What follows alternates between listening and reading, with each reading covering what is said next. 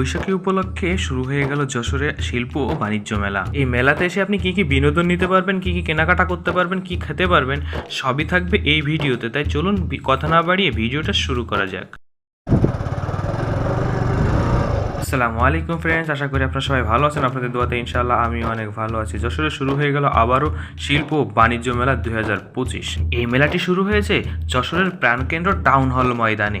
যে মেলাটি 12 এপ্রিল থেকে শুরু হয়ে 1 মাস ব্যাপী চলবে। এই মেলার মাঠে প্রবেশ করাতেই আমার জিহ্বাতে জল চলে আসলো ডান পাশেরই চাটনির দোকান দেখে। আজ 12 এপ্রিল উদ্বোধন হয়েছে এই মেলাটি, তাই পুরা মাস জুড়ে চলবে এই মেলা। এটার জন্য এখনো দোকানিরা ভালো করে দোকানগুলো সাজিয়ে তুলতে পারিনি।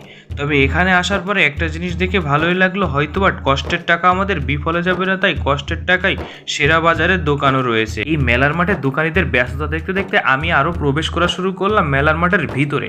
আমি নিজেও জানি না আমি কখন উপদেষ্টা হয়ে গেলাম, আমাকে লাল গালিচা দিয়ে অভ্যর্থনা জানানো হলো। লাল গালিচাই পা দিতেই আমি গর্ভবতী গর্বিত হয়ে গেলাম। তারপরে আমি সামনের দিকে আগাই গিয়ে দেখলাম এখানে কোনো এলিয়েনের বাচ্চা নেই। অবশেষে দেখা পেয়ে গেলাম এলিয়েন এবং এলিয়েনের বাচ্চা রাইড করা। শিল্প বাণিজ্য মেলাতে যশোরের নকশিকাঁথা অ্যাসোসিয়েশন, মৌসিন বাংলাদেশ ইঞ্জিনিয়ারিং মালিক সমিতি এখানে বিভিন্ন আবিষ্কারের ওদের বিভিন্ন মেশিনগুলাও রেখেছে। তবে কোনটার কি নাম সেটা আমি ভালো জানি না। এই মেশিনটার গায়ে একটি স্টিকার করে লেখা ছিল ফুড মিক্সার, তাই আমি এই মেশিনটার নামই পড়তে পারলাম। অন্য কোনো মেশিনের নাম লেখা ছিল না, তাই পড়তে পারলাম না। তবে যদি কেউ জানেন অবশ্যই কমেন্ট বক্সে লিখে যাবেন।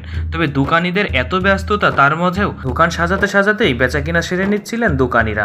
মেলা শুরু হয়েছে, মেলা প্রিয় মানুষেরা তো আর বাসায় বসে থাকবে না, তাই কিছু কেনাকাটা করার উদ্দেশ্যে তারা চলে এসেছে এই মেলার মাঠে। প্রথম দিন তাই লালনাদের আনাগোনা অনেক বেশিই ছিল আজকের এই মেলাতে। যে দোকানিরা একটু বসার মতো জায়গা করে নিয়েছিল সেসব দোকানগুলোতে লালনাদের ভিড় ছিল চোখে পড়ার মতো। এ পাশটাতে রয়েছে বাচ্চাদের খেলার সামগ্রী, আর খায়রুল চুলগুলা ঠেকানোর জন্য রয়েছে এখানে চুলের ফিতা এবং কাকড়া।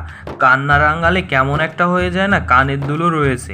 হাতের ঝনঝন আওয়াজে পুরুষের মন পুলকিত করার জন্য রয়েছে কাচের চুড়ি।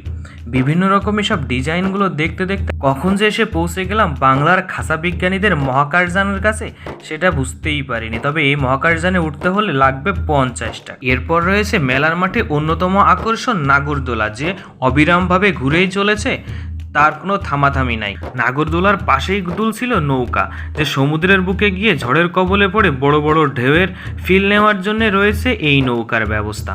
এর মধ্যেই যোগে পড়ে গেল নাগরদোলার ABS সিস্টেমের ব্রেক। এখানে এসে ঘোরাঘুরি এবং রাইড করার পরে খিদা লেগে যেতে পারে, সেই জন্য আপনার জন্য এখানে রাখা হয়েছে ভরপুর আকারে খাবারের ব্যবস্থা। আপনার ঘরের অক্সিজেন মুক্ত গাছ চাইলে আপনি এখানে সে ফুলের গাছ এবং বিভিন্ন রকমের প্লাস্টিকের গাছগুলো পেয়ে যাবেন, সেগুলোও কিনে নিতে পারেন। এখানে আসবার পরে বিনোদনের যে কোনো রকম কমতি থাকবে না। কিছু সার্কাস প্রিয় মানুষেরা আপনাকে এভাবে সার্কাস দিয়েই চলবে।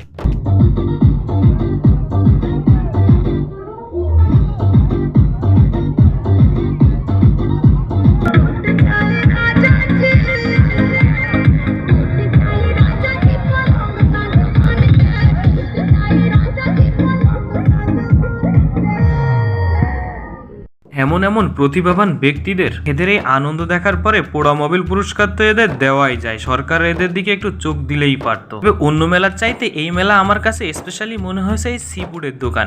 আপনার পছন্দের সামুদ্রিক মাছ বিভিন্ন রকম ভাবে পেয়ে যেতে পারেন আপনি এই মেলাতে আসলে। সি ফুড খাওয়ার পরে কতটুকু শক্তি বাড়লো আপনার শরীরে সেটা প্রয়োগ করার জন্য রয়েছে এখানে বক্সিং প্রয়োগ করে শরীরের শক্তি দেখানোর সুব্যবস্থা। মেলা শেষ করে যাওয়ার সময় আপনি এখানে নাইট্রোজেন মিশ্রিত স্মোকিং বিস্কুট পেয়ে যাবেন, যেটা খেয়ে আপনি আপনার নাক মাথাকে ঠান্ডা করে বাসার উদ্দেশ্যে রওনা দিতে পারেন। তবে আজকের ভিডিওটি এ পর্যন্তই। যদি ভালো লাগে লাইক, কমেন্ট, শেয়ার এবং সাবস্ক্রাইব তো মাসবি 2 পেজ হয়ে থাকেন ফলো দিতে ভুলবেন না। দেখা হবে নেক্সট কোনো ব্লগস নিয়ে। আল্লাহ হাফেজ।